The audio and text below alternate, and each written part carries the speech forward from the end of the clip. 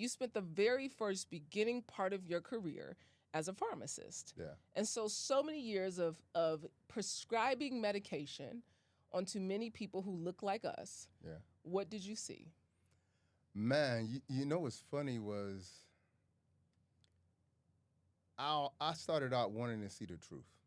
That was it. Like the idea was, let me help my people, because in my neighborhood and my family is riddled with cancer, is riddled with diabetes, is Yeah. riddled with hypertension, and so it became so commonplace for me. I would just wanted to be sort of an anchor and also a resource.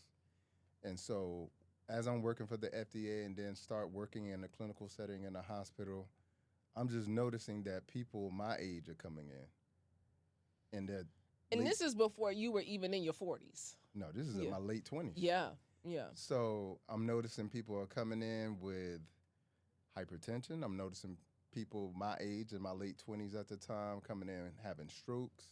Wow. I'm noticing that young men are having erectile dysfunction. I'm noticing that women are having pernicious anemia to the point where they have to have blood transfusions. And so it was a wake-up call for me because I got diagnosed with high blood pressure when I was 16. Wow. And that was despite the fact that I was an athlete. I played football and basketball, played basketball in college, and I still had hypertension, only 7% body fat, still got hypertension. And so as I'm seeing people my age come into the hospital and have strokes and their blood pressure looks like mine, I realized that I might need to get my life together before I help somebody else get their life together. Yeah. And so it became just very scary for me. And that's when I went on my personal journey to kind of figure out, okay, if these people are still having strokes and heart attacks on medication, then I'm more than likely at some point to have a stroke or a heart attack on medication. Mm-hmm. So I need to find out what the source is, because this is only, to a certain degree, only treating the symptoms and not addressing the cause. Yeah. And that's kind of what led me down my rabbit hole. I mean, you were eating a very meat-rich diet. Yeah, of course. Yeah. A lot of animal products. Yeah. I mean, my mom is not only the cook in the family, like she the cook in the whole neighborhood. When my mom cooks, people, you can see people ride by and they'll see people there, so they'll know that there's food, so they stop by and they're like, yeah, I got an extra plate. Wow. So that was my mom growing up, and I'm her oldest son, so that's how we bonded. Okay. So whenever I would get ready to come home from college, my mom would be like, all right, what do you want to eat? And of what were course, you telling her? man, Ribs, chicken. you know the thing, I stopped eating pork. I saw Malcolm X in 6th grade, and I stopped eating pork. But beef, chicken, and, like, yeah, everything you could think of, mac and cheese, the collard greens, like, and everything had meat in it, including the vegetables. And so, I know. And so that was our routine. And so that was my lifestyle. And you could never tell me that what I was eating was contributing to me being, at that point, at 28, I not only had hypertension, I had sleep apnea. Ooh. I was about 50 pounds over the weight that I came into college. Were you sleeping on a CPAP machine at this point? So I had it, but it was so loud. 28 years old. I mean, because I know people that are 28 years old that sleep on the machine every night. Yeah, I had the machine. So instead of using the machine, I would just sound like a bear. And so throughout the night, my girlfriend at the time would just bump me or move me. Yeah. Throughout the night. But yeah, just inflammation all over my body. And again, 28, and I'm thinking to myself, there's no way I'm 28 years old and I should feel like I'm feeling like I'm 60. Wow. And so it was just alarming and triggering at the same time. And it just made me realize that no matter how many degrees I had or what I had learned through school and through my clinical practice, something was wrong. And because it was a personal journey, that's what allowed me to say, no matter what I've been taught, I have to go outside of this and kind of figure something out.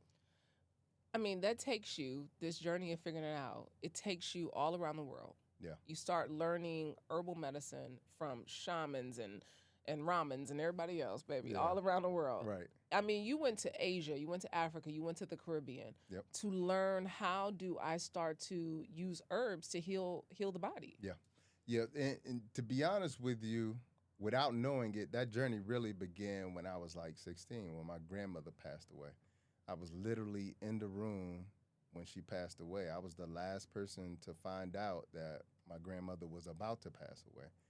And I remember walking into the room and seeing people crying, and I had never seen this in my grandmother's house because it was like the movie Soul Food every time I went to my grandmother's house. And this time when I'm walking in, instead of cousins cracking jokes and laughter and my aunt who drinks too much loud, you don't hear any of that. People just quiet and you hear sobbing. And so as I'm walking in, I realized that this is probably the last time I'm going to see my grandmother. And when I get to the bed, her bed is surrounded, and they kind of carve out some space for me.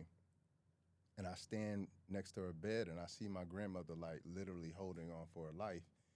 And I realized that she had been holding on for me.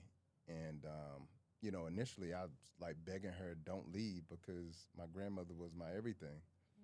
But then I realized how selfish it was, and I was just like, thank you for staying for me, grandmother. And 2 minutes later, she passed away. And so what does your grandmother pass away from?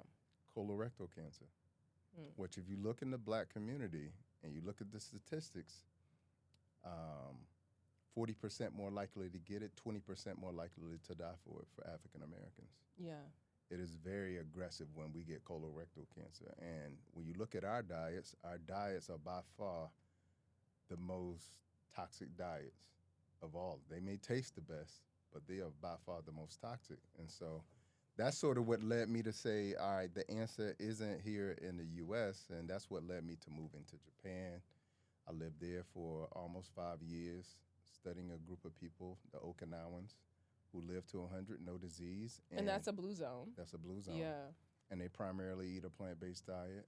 And going to China to learn traditional Chinese medicine, going to Bali to learn about Balinese medicine, going to India to learn about yoga, meditation, and Ayurvedic medicine, spending some time in Africa, in South Africa, Namibia, Zambia, Ethiopia, learning about herbal medicine there, and then coming here back to the Caribbean, going a few places like Honduras, Dr. Sebi's village there, and a few other places. And then at that point, that's when I came back here to the U.S., and I was like, all right, I learned all of this over the course of 7 years. Let me figure out how I can share it with the people. If that blessed you, trust me, you've only scratched the surface. There's so much more wisdom, truth, and transformation waiting in the full conversation. Click the link in the caption below to watch the entire interview, and don't forget to like, comment, and subscribe so you never miss an episode of Vault Empowers Talks.